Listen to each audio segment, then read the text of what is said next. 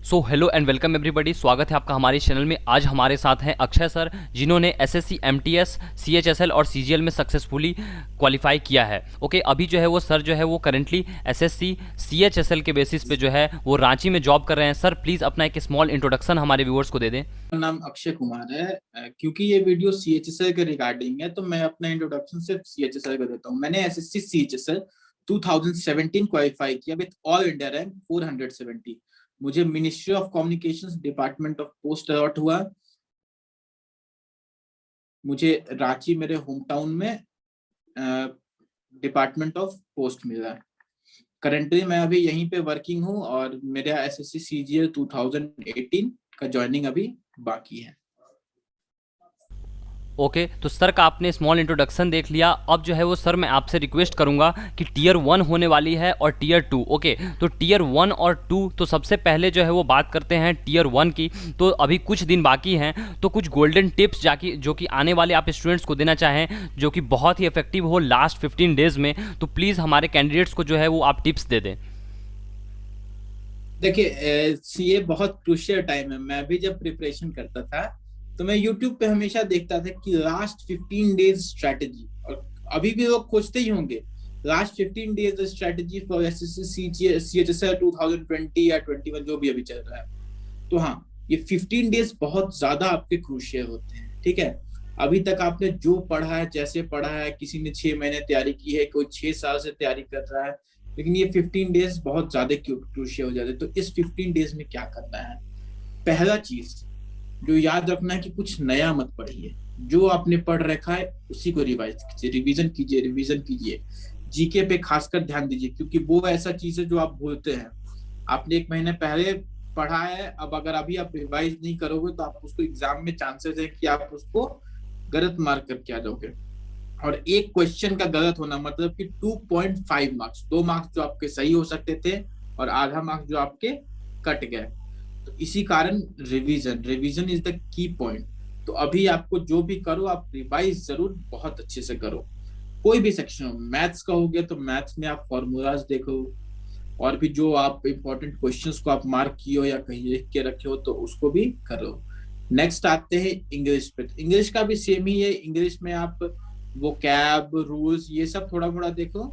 बाकी 15 days overall याद रखो कि आपको रिवीजन पे ज्यादा ध्यान देना है एज कंपेयर टू नया चीज को पढ़ने से। और हाँ, 15 डेज तो कम से कम कंटिन्यू सेट मारिए, आप एकदम मत छोड़िए। ओवर टू सिद्धू जी।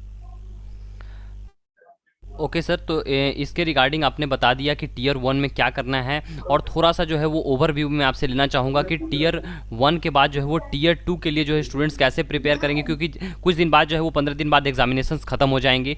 तो उसके बाद जो है वो स्टूडेंट्स को टीयर 2 के लिए और टीयर 3 के लिए, क्योंकि ये जो है वो टीयर 3 में भी कुछ ऐसे स्टूडेंट्स होंगे जिन्हें टाइपिंग से बहुत ही जो है वो कोई एज सच लगाव नहीं होगा, या फिर जो है वो नहीं किए होंगे टाइपिंग। तो टीयर 1 और टीयर 1 के बाद जो है वो कैसे तैयारी करें, इसके बारे में जो है वो प्लीज़ एक परफेक्ट स्ट्रैटेजी बता दें। ठीक है, अब आते हैं टीयर 1 तो हो गया हमारा। टीयर 2 पे आते हैं। टीयर 2 में क्या है कि आपको पता है डिस्क्रिप्टिव होता है। तो डिस्क्रिप्टिव में क्या क्या है, हमारा एक ऐसे आता है, एक लेटर आता है। तो आप क्या कीजिए, आप उसकी प्रिपरेशन कीजिए। जहां से आप कोई भी एक बुक खरीदो, आप उसके स्टैंडर्ड फॉर्मेट्स को देखिए और उस फॉर्मेट पे आप उसको प्रैक्टिस कीजिए। आप उसको प्रैक्टिस करते रहिए, जैसे मैं करता था, जैसे कि हर दिन 1 से 2 ऐसे लिखना, 1 से 2 लेटर लिखना। आप एग्जाम से 1 मंथ पहले भी अगर आप इतना कर लेते हो तो मैं आपको बोल सकता हूँ कि आप एक अच्छा स्कोर कर सकते हो। मतलब 60+ आप स्कोर करोगे। आप उसको प्रैक्टिस करो, फॉर्मेट गलत मत करना। बाकी आप अच्छे से लिखो, मतलब कि आपकी हैंड राइटिंग एटलीस्ट विजिबल होना चाहिए, समझ में आना चाहिए अगर को कि आप क्या कहना चाह रहे हो, और आपको ठीक ठाक मार्क्स आ जाते हैं। ओके सर, अगर थोड़ी टाइपिंग के बारे में भी जो आप टिप्स दे दें, क्योंकि जो है ये सीजीएल की टाइपिंग भी आपने क्वालिफाई की है और सीएचएसएल की भी, तो सीजीएल का जो है वो कहीं ना कहीं थोड़ा आसान हो जाता है सीएचएसएल के कंपैरिजन में। तो सीएचएसएल के लिए एक परफेक्ट क्या स्ट्रैटेजी होनी चाहिए from beginner to advance level तक के लिए, थोड़ा शॉर्ट में आप जो है एक्सप्लेन कर दें। देखिए, सीएचएसएल की जो टाइपिंग होती है वो 1750 वर्ड मांगता है 10 मिनट्स में, और सीजीएल का मांगता है 2000 वर्ड्स किस है 15 मिनट्स में। तो आप देख लो कि CHSL का टाइपिंग हार्ड होता है, और CHSL के टाइपिंग पे आपका मेरिट डिसाइड होता है। अगर आप 200 में 200 लेके आते हो और टीयर 2 में 100/100 पे लेके आते हो, और अगर आप टाइपिंग क्वालिफाई नहीं करते हो तो आपका मेरिट में नाम नहीं आएगा CHSL में। तो आपको टाइपिंग पे खासकर ध्यान देना है। टाइपिंग में क्या है कि जैसे कि पहली बात तो आप सिंपल जो हमारा सॉफ्ट कीबोर्ड होता है, सबके पास होता है ना, सब जो जनरल कीबोर्ड होता है, आप उसमें आराम से एक बुक आती है, आपने शायद देखा होगा, टाइपिंग मास्टर करके एक बुक थी हमारे पास। वो बुक से आप मैं प्रैक्टिस करता था, या फिर आप कोई भी एक न्यूज़पेपर लो या कोई बुक उठा लो और उसको टाइम लगा के आप टाइपिंग करते रहो।